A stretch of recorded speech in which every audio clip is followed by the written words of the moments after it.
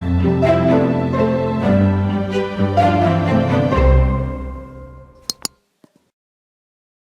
information discussed in this PILCast episode are merely opinions and do not constitute formal policy or legal guidance of any kind.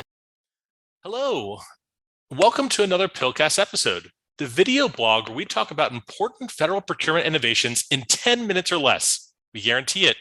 I'm David Jablonski with the Department of Homeland Security's Procurement Innovation Lab, and today I am joined by a special guest. Hi, everybody, my name is James Abiad. All right, James, where are you from? I'm currently a contracting officer, policy analyst, acquisition innovation advocate at ICE. Awesome, perfect. Well, thank you very much for joining me today. Really appreciate it. So everyone, in this episode today, we're going to talk about evaluating key personnel resumes and whether this practice needs to be done, or if there's some innovative approaches that teams can take that can potentially streamline the evaluation process. Now, evaluating key personnel in government service contracts seems to be a standard practice for most teams out there.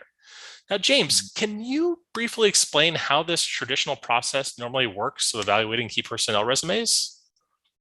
Yeah, I think it's a method that's just been passed down over the years where government wants to control the staff that vendors are providing, since we rely on so many service requirements.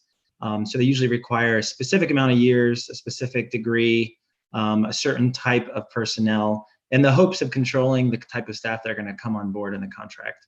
That's right. And they're reading those resumes and taking that as part of the evaluation process, right? Yeah, exactly. They want to see it up front, hopefully maybe compare one vendor against another, see who they're bringing on board so that they can give them a rating and be a little more confident in what's going to happen.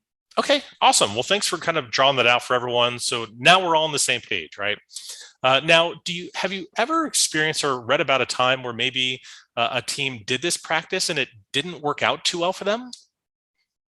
Yeah, every week, if you're following GAO cases and decision documents, I find this to be probably the most common mistake in a lot of government procurements, or where government makes the most mistakes. Most recently, there was a case with Richmond and Associates, where a DHS component was awarding a service requirement. This was a little bit different from a typical mistake. The key personnel was evaluated incorrectly, but this time it was tied to a price realism analysis. So the vendor, the government, it looks like, didn't think that the vendor could perform what they were asking at such a low price, given the staff that they provided. And so what they did there was a price realism analysis. However, they didn't say they were going to do that. So that's kind of really where they got hit.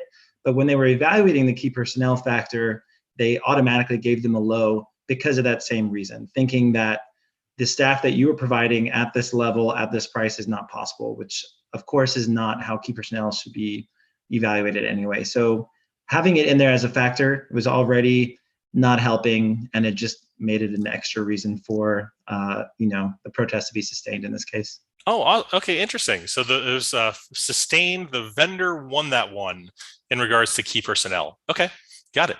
And I think it was interesting. I actually saw another GAO case where a company, they protested the award because in the evaluation of their proposal, it was found that the person they proposed for a specific IT position didn't have the number of years of experience. This person had like 30 years of experience across multiple different different systems and programs, but the government requested 10 years minimum experience in this particular IT program.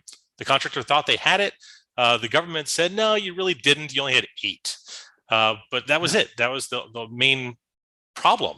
And it was, the protest was denied itself, but still that's an issue. I mean, hinging, I guess, an evaluation just on a number of years, 8 to 10 years, that's not much of a difference. There's a 2-year difference. And so they probably had the work.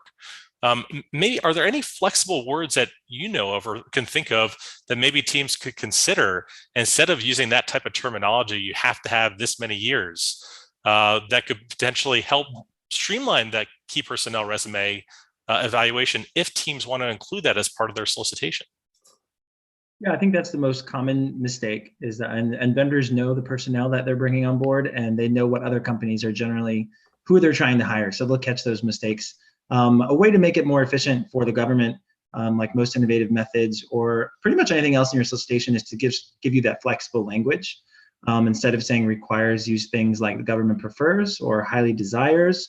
You can provide an estimate, maybe 5 to 10 years, the government intends, just any way that you can make it easier for you to have a more subjective evaluation, which is definitely allowed to you. We are in highly complex environments. It gives you the flexibility to look at a requirement in a whole and not base it all or hinge it all on what type of degree one key personnel had. Gotcha. I like that highly desired language. I think we've done that, recommended that to teams if they are including key personnel, that all proposed key personnel are highly desired to meet the qualifications below. And something along the lines like any instance in not meeting the requirement may lower the government's confidence in that factor. So something kind of simple, but we're not saying it has to be this particular date. Okay, now shifting gears a little bit here.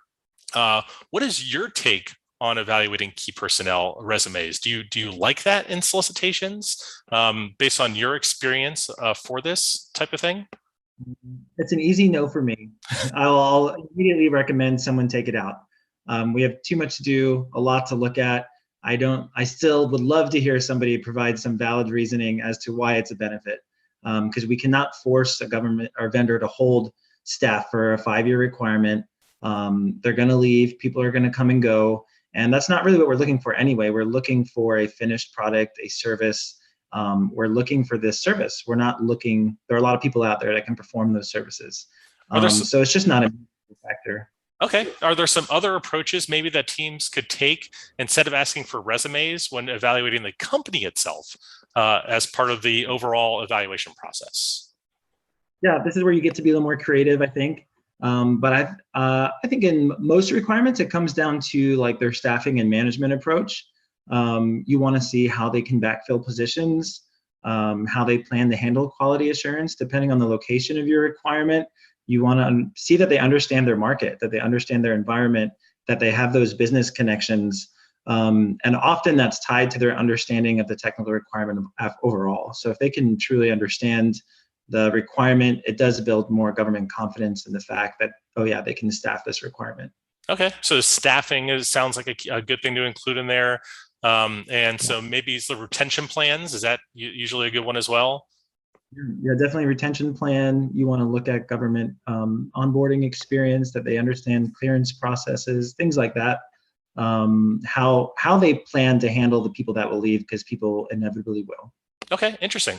Now, do you have any nice stories to tell of a time where maybe it worked out where they didn't evaluate resumes and but they still had a successful outcome? Yeah, I coached a team just recently that was a cyber defense service requirement, a task order under an IDIQ for 16505.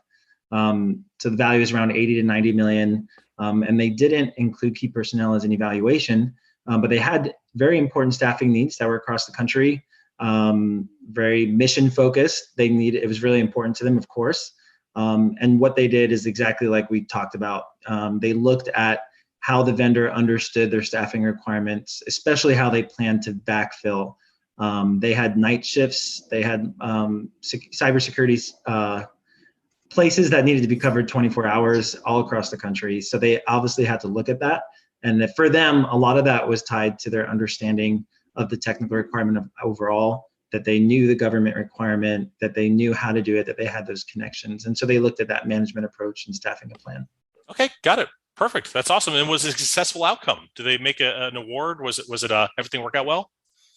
Yeah, they made an award. They actually were able to save some money. They felt confident awarding the contract beforehand because of the information they were able to get.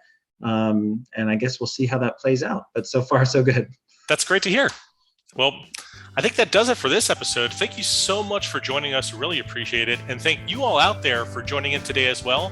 We hope you'll take these things into consideration the next time you decide to evaluate key personnel or potentially resumes in your requirement. All right, so don't forget to comment, like, share, and subscribe to this video and our channel. And we'll see you on our next PILCast episode.